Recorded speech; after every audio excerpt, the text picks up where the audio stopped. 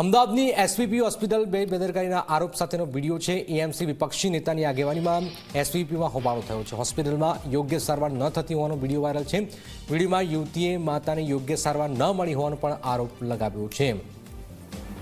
અમદાવાદની એસવીપી હોસ્પિટલની બેદરકારીના આરોપ સાથેનો વિડીયો સામે આવી રહ્યો છે। હોસ્પિટલમાં યોગ્ય સારવાર ન થતી હોવાનો વિડીયો આરોપ છે। એસવીપી હોસ્પિટલની બેદરકારીના આરોપ સાથેનો વિડીયો છે। યુવતીએ માતાને યોગ્ય સારવાર ન મળી હોવાનો પણ આરોપ લગાવ્યો છે।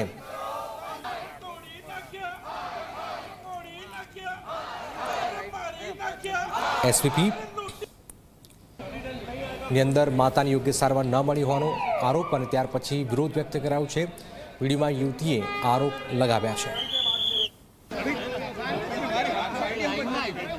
चलो भाई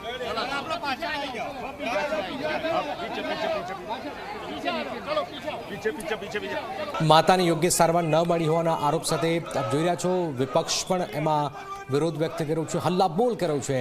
કોંગ્રેસ જબરજસ્ત વિરોધ કર્યો છે। આપ જોઈ રહ્યા છો એએમસી વિપક્ષ નેતાની આગેવાનીમાં યોગ્ય સારવાર ન થતી હોવાના વિડીયોના આરોપ લાગ્યા છે। આપ જોઈ રહ્યા છો કોંગ્રેસે હલ્લાબોલ કર્યો છે।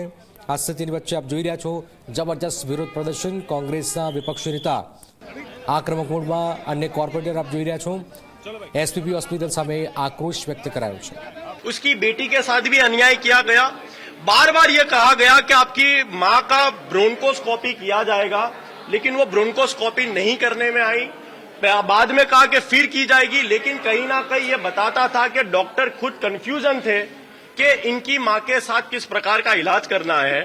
कल सुबह 9 बजे उनकी बेटी को अंदर बुलाया जाता है आईसीयू में, और उनकी बेटी ने जो परिस्थिति वीडियो के माध्यम से अहमदाबाद शहर की जनता को बताई है कि ऑक्सीजन मास्क उनकी मदर के मुंह पर इस प्रकार से रखा गया था, इस प्रकार से दबाया गया था कि उनकी मां की दोनों आंखों को हेमरेज हो चुका था।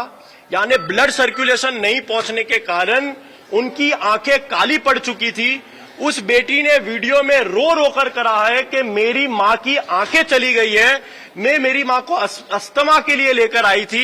वो बेटी ने बार बार कहा कि एसवीपी अस्पताल में किसी भी प्रकार के आई डॉक्टर अवेलेबल कल नहीं थे। एचओडी रेग्युलर राउंड लेता था અને દર્દી અને એમના સગાને રેગ્યુલરલી બ્રીફ કરવામાં આવેલું છે। ઇવન સિટીઝન જે દર્દીના બેટી છે એમને પણ અમે રેગ્યુલરલી બ્રીફ કરેલું છે। રોજ મારા દ્વારા પણ એમને બ્રીફ કરવામાં આવેલો છે। દાવો ખોટો છે કે નહીં એના માટે અમે તપાસ પણ હવે નિમવાના છે। એમના એક જે આક્ષેપો છે એના માટે વિગતે તપાસ કરવાના છે અને ડેપ્યુટી કમિશનર શ્રીએ પણ આ બાબતે સૂચના આપવામાં આવેલી છે।